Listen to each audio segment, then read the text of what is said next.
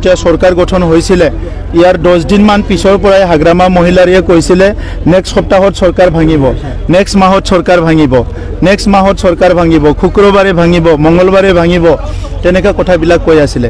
কিন্তু আহি ইতিমধ্যে আমি চাৰিটা বছৰ কমপ্লিট হোৱা প্ৰগ্ৰাম কৰিলোঁ আৰু 5টা বছৰত ভৰি দিলোঁ আৰু কাম কৰি আছোঁ।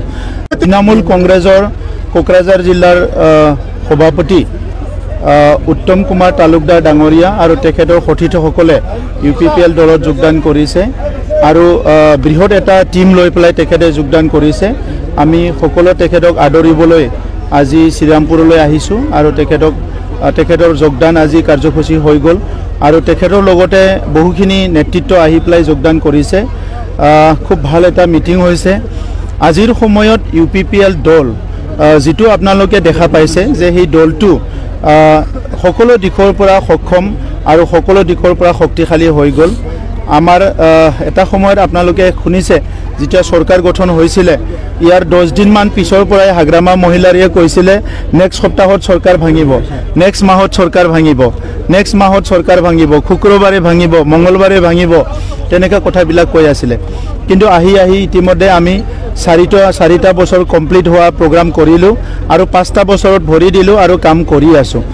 আৰু আজিৰ সময়ত আমি খুব আনন্দৰে ক'ব বিচাৰোঁ যে সেই জ্বলন্ত যেটো বিটিআৰ আছিলে, অশান্তৰ বিটিআৰ আছিলে, হিংসাৰ বিটিআৰ আছিলে, এই 4টা বছৰ সৰকাৰ গঠন কৰাৰ পিছত বিটিআৰৰ সম্পূৰ্ণভাৱে পৰিৱৰ্তন হ'ল। আমি যেতিয়া কৈছিলোঁ যে পৰিৱৰ্তন দৰকাৰ UPPL সৰকাৰ, সেই সময়ত বিৰোধীৰ মানুহবিলাকে বহুত ইনসাল্টিং কথাবিলাকেদি আমাক ঠাট্টা কৰিছিলে। কিন্তু আজি ৰাইজে চকুৰ আগত দেখা পাইছে যে বিটিআৰ অঞ্চলত সঁচাকৈ শান্তি সম্প্ৰীতি নিৰাপত্তা সমন্বয় আৰু সুশাসন এটা ইতিমধ্যে গঢ়ি উঠিছে আৰু হিতুক লৈ পেলাই আমি সকলো আনন্দিত, বিটিআৰ অঞ্চলৰ ৰাইজ আনন্দিত। এতিয়া এই সময়ত আমি ক'ব বিচাৰিছোঁ যে 2025ৰ নিৰ্বাচন আহি আছে। UPPL দলে আমাৰ 3200টা বুথ আছে, 3200টা বুথ আমাৰ 5খন ডিস্ট্ৰিক্ট আৰু 10টা সাব ডিভিজন 40টা সমষ্টিত আমাৰ কাম কাজ চলি আছে আৰু খুব সুন্দৰকৈ আমাৰ দলৰ district committee, block committee, primary committee, যিবিলাক আমাৰ বুথ কমিটি আছে খুব সুন্দৰকৈ কাম কৰিছে। সকলো মূল্যবোধৰ ৰাজনীতি বিচাৰে, সকলো ঠক প্ৰবঞ্চনা হিংসাৰ ৰাজনীতি নিবিচাৰে আৰু ৰাইজে ধুনীয়াকৈ আমাৰ লগত ইতিমধ্যে ভাল এটা সমৰ্থন এটা ইতিমধ্যে দিছে। সেইকাৰণে অনাগত দিনত UPPL দলৰ একো চিন্তা নাই, কাৰণ আমি বিটিআৰ অঞ্চলৰ ৰাইজক লৈ পেলাই ৰাজনীতি কৰিছোঁ আৰু বিটিআৰ অঞ্চলৰ ৰাইজক সেৱা কৰাৰ কাৰণে, বিটিআৰ অঞ্চলৰ ৰাইজক আগুৱাই নিয়াৰ কাৰণে আমাৰ ৰাজনীতি চলি আছে। মিত্ৰতা সন্দৰ্ভত কি ক'ব? বিজেপিৰ লগত মিত্ৰতা এফালে দেখা গৈছে যে আপোনালোকৰ মানুহ এসময়ত আছিল, তেওঁ বৰ্তমান আজিয়ে যোগদান কৰিছিল, গতিকে আপোনালোকৰ মানুহ কোনো আপোনালোকৰ আমাৰ বুলি মানুহ নাই।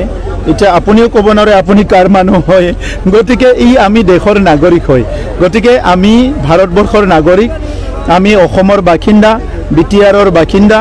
আমি সকলো মিলিজুলি ভাৰতৰ নাগৰিক হিচাপে যেতিয়া লোকসভা আহে তেতিয়া ভোট দিওঁ, এছেম্বলি ইলেকশ্যন আহিলে ভোট দিওঁ, কাউন্সিল ইলেকশ্যনত আমি ভোট দিম।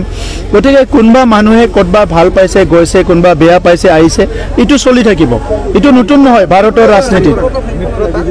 মিত্ৰতাৰ কথাটোতো এতিয়া আজিলৈকেতো মিত্ৰতা আছে, কেন্দ্ৰ চৰকাৰত একেলগে চলি আছে, ৰাজ্যত চৰকাৰ চলি আছে, কাউন্সিলত চৰকাৰ চলি আছে, গতিকে ইয়াৰ কাৰণে কথা পাতিবলৈ বহুত সময় আছে। ৰাজ্যিক সভাপতি ইতিমধ্যে বিজেপি ঘোষণা কৰিছে তেওঁলোকে এককভাৱে প্ৰতিদ্বন্দ্বিতা কৰিব, এইটো তেখেতৰ কথা, তেখেতে কি ভাবি কৈছে এইটো তেখেতৰ কথা। আমিতো এনেকুৱা ভাবা নাই আৰু এতিয়ালৈকে ভাবিবলৈ আমাৰ সময়ো অহা নাই, কাৰণ আমি চৰকাৰ চলাই আছোঁ, সমাজৰ কাম কৰি আছোঁ, নিষ্ঠাভাৱে কাম কৰি আছোঁ আৰু আমাৰ কনচাৰ্ণ আৰু আমাৰ ফ'কাছটো হৈছে বিটিআৰ অঞ্চলৰ 35 লাখ জনসাধাৰণ। দেখা গৈছে যে আপোনালোকে যদি অকলে প্ৰতিদ্বন্দ্বিতা কৰে সেই ক্ষেত্ৰত আপোনালোকৰ কেনেকুৱা হ'ব? আপোনাকতো মই ক'লোৱে অলপ আগতে 40টা সমষ্টি আছে, 10টা সাব ডিভিজন আছে, 3200টা বুথ আছে। কাকবা সোধকচোন ইমান স্পষ্ট কয় নেকি?